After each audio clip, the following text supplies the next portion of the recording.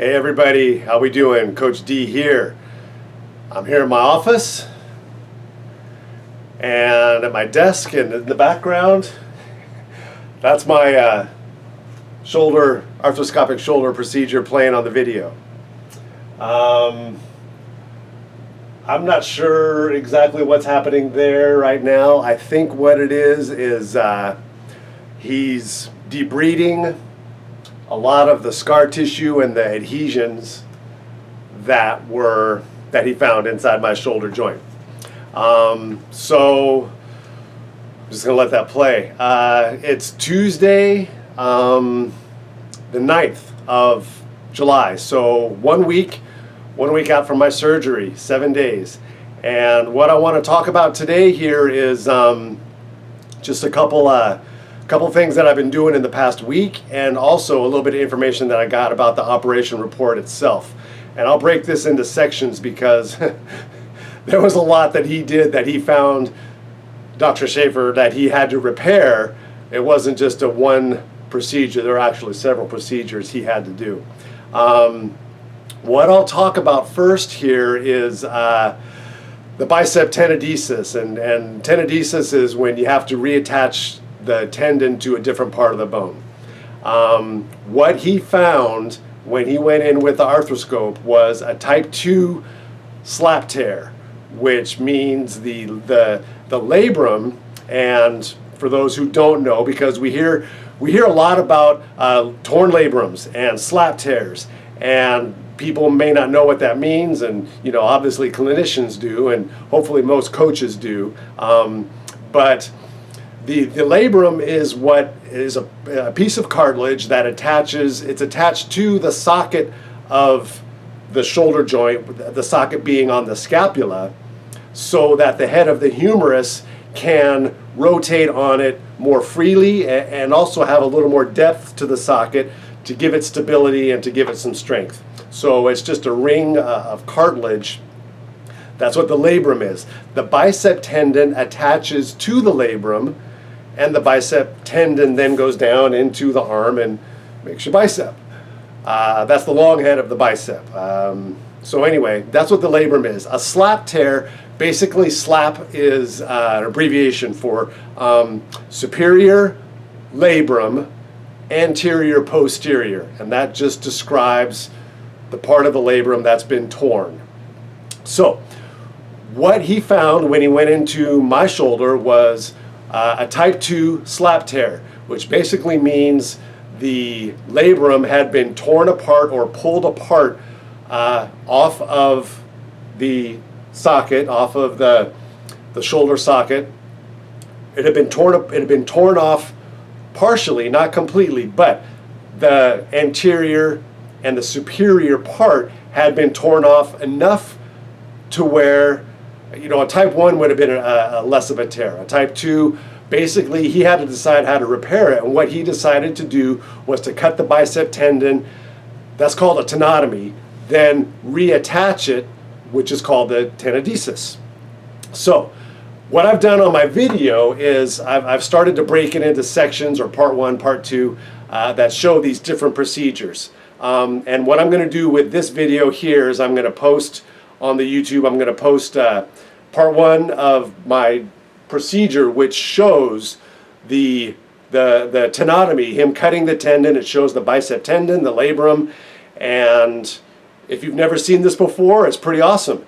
And if you have, you'll get to see some of the stuff maybe you already know. So anyway, that's what I'm doing there. So right now, I got the cryo cuff on. It runs cold water through, and it's an awesome thing. I've been doing this every day for the past week.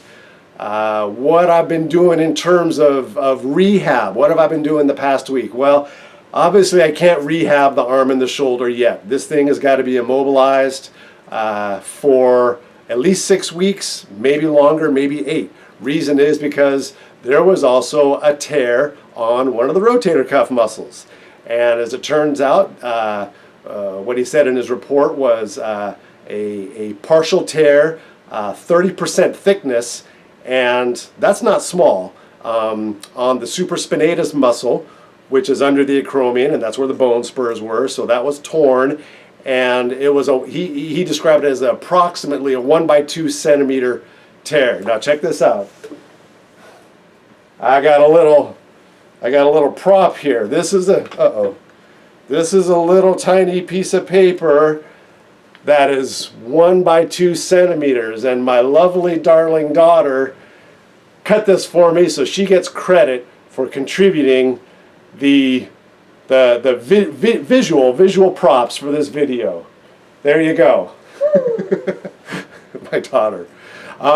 So that's a 1 by 2 centimeter, and that's not small if that's the size of the tear, because the supraspinatus muscle, it's not a big muscle to begin with. It's like a piece of tri-tip. I mean, it's maybe 8 or maybe 10 inches total length, I don't know, and it's not really wide. So a tear this size, I think, is significant. Plus, I'll say it's significant because I know how much it hurt.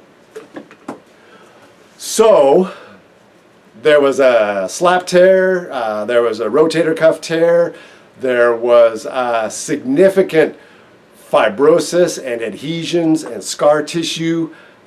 Basically, it was a mess. And basically, that explains why it hurts so much. So anyway, let's get back to what I've been doing. So I can't rehab.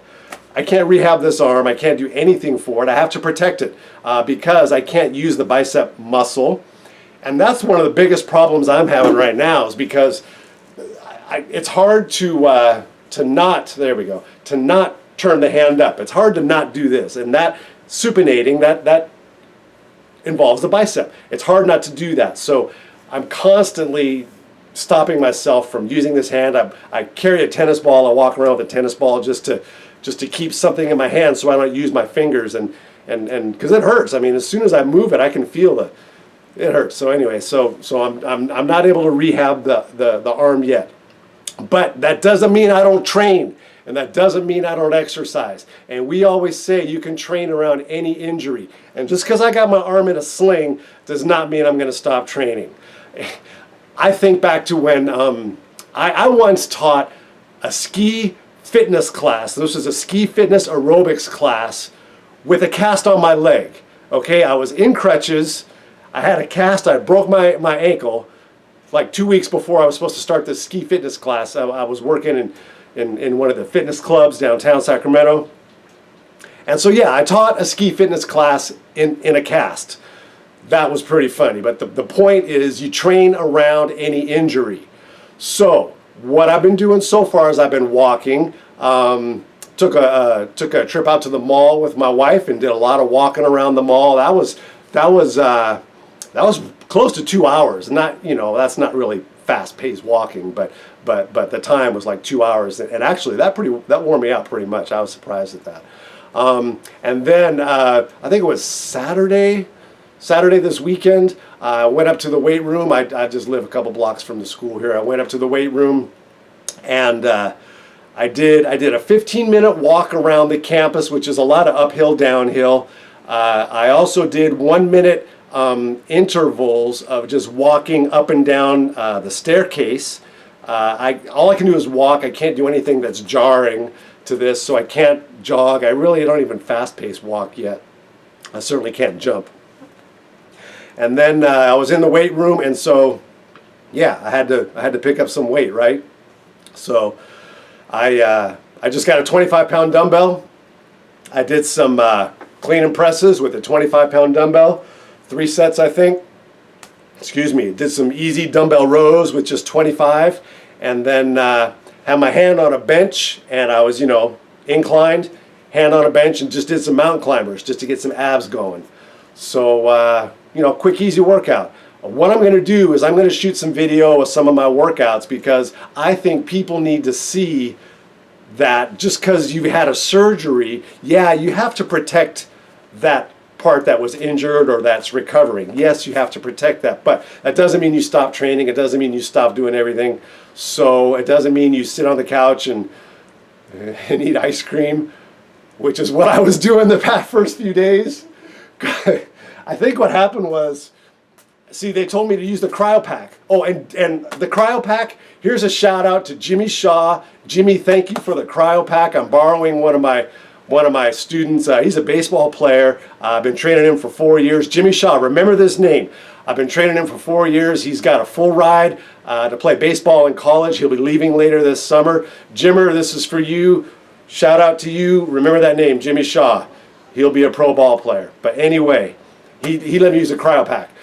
But the CryoPack, I kind of thought maybe, oh, CryoPack. So I got a couple pints of Ben & Jerry's ice cream, and so I was kind of working the Ben & Jerry's CryoPack for the first couple of days. But anyway, that's a whole nother side story.